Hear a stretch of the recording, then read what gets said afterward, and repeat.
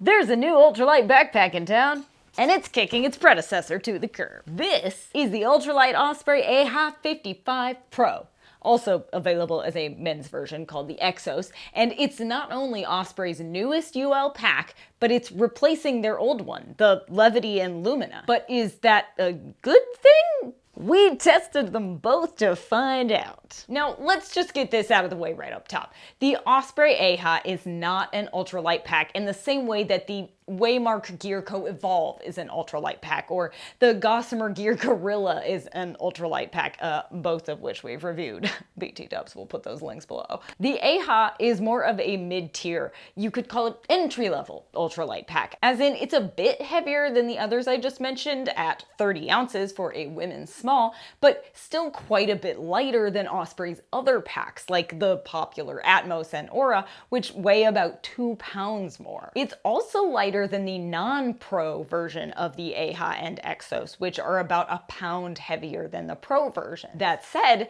it's also more functional and versatile than some other ultralight packs, namely those without frames, because, well, it has a frame, which means it can still haul a tolerably heavy load, up to 30 pounds, which is a good amount for something claiming to be an ultralight pack. I mean, that's a lot more than I'm gonna carry. But that's because in addition to a frame, it has all the features you know and love on burlier packs, like load lifters, comfortable foam straps, hip belts with pockets, a removable lid, and a fully adjustable torso. And it's comfortable, like right off the rack. Sometimes true UL packs take a little getting used to. They lack useful features like adjustability and have to be packed strategically so you don't have tent poles or a bear canister jamming into your spine the whole trip. But not with the AHA. Just get the harness adjusted, load it up, and you're good to go. Plus, it has all the accessory features most people like in a backpack. Stretchy pockets, loops for trekking poles and tools, and a sleeve for your reservoir. All of this makes it super functional because you can use it comfortably for moderately ultralight adventures, but can also take it winter backpacking, fully loaded with stuff, and probably not regret every life choice you've ever made. Which means this could easily be a one and done pack for a lot of backpackers who like a more lightweight kit, but occasionally need to carry a bit more weight, like that weekend winter backpacking. I took the AHA on a backpacking trip along the Buffalo River National Trail this spring and was delighted with it, honestly. I packed light, but not quite as ultralight as when I tested all that extreme UL gear last fall. We'll link to that video review below, in case you missed it. But the AHA and Exos have replaced the Levity and Lumina, which were just a smidge lighter at about 28 ounces, but also 10 liters smaller. There was also a 60-liter version of each of those. And the Levity and Lumina were only rated for 25 pounds. Now, I tested the Levity 45 on a backpacking trip in Guadalupe Mountains National Park last year, and Josh tried it out this April, so we can kind of compare how they performed. And right off the bat, I can say that while the Levity is tolerably comfortable, it's not as comfortable as the new AHA, especially when it's loaded down with stuff. For example, in Guadalupe Mountains, I had to pack in all of my water for an entire 3-day trip.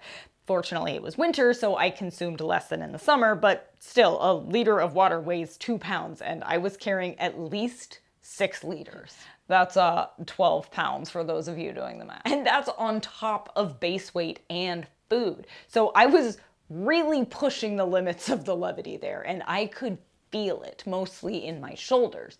The AHA, on the other hand, seemed lighter on my back, better fitted, it is a women's specific pack after all, and seemed to carry weight better without digging into my back or shoulders. I've long said the sign of a comfortable pack is when you can put it back on day 3 and you don't want to throw it into the river. So the AHA passes that test. I also prefer the fabric the AHA is made of to the Levity. It's not as ultralight in appearance, but it feels vastly more durable. The lid is also removable, so if you want, you could trim an extra 2.6 ounces. The straps on the AHA feel cushier, as does the hip belt, and that hip belt has pockets, which, frankly, I think is a must. Honestly, I really hate not having snacks within reach at all times. I snack a lot when I'm backpacking. I mean, I'll strap on a hip pack if I have to, but I'd really rather not. The AHA also has a more streamlined shape. The Levity just kind of bulges out everywhere, especially to the sides, which can make it wider than the wearer if the wearer is small. And the pack is fully loaded, of course. The pockets on the Levity are larger and accommodate bigger water bottles more easily, but I could still slide slimmer Nalgene's into the side slit on the AHA pockets for easier access, though it was a snug fit. Both packs have that nice, springy, airy back panel, which is a dream to carry. And unlike on the Atmos, the hip belt doesn't curve inward, so you don't have to like wriggle into it like you do on some of Osprey's other packs. It's a very flexible belt and gets plenty small enough for tiny backpacks like me. On that note though, Osprey does now offer extended fit sizes for backpackers with larger bodies. That line doesn't include the AHA and Exos, unfortunately, but hopefully soon.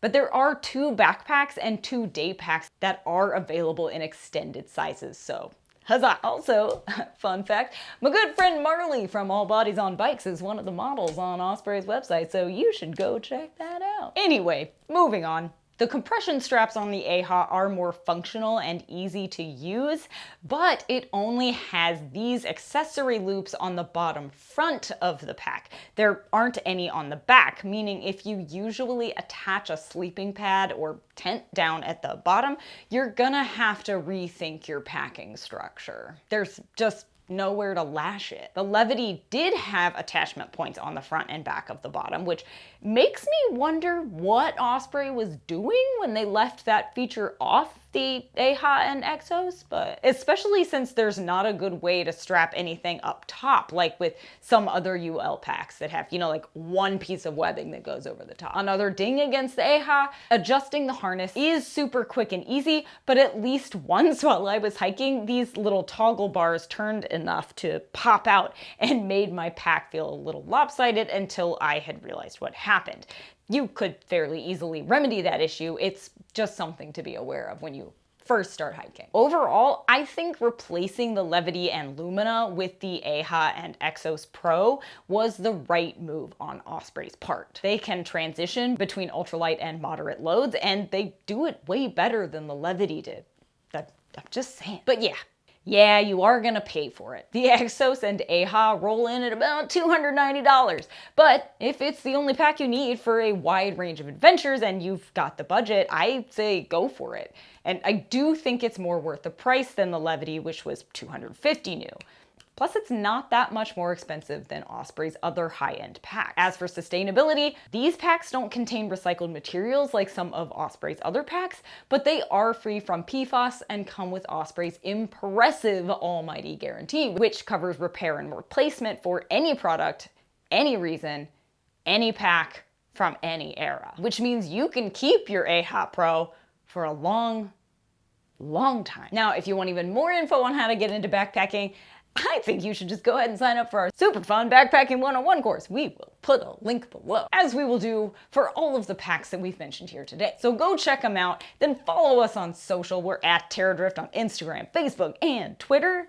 Check out even more rad gear reviews and destination highlights on terradrift.com, and then get out there, shoulder that pack, and wander on, preferably ultralight.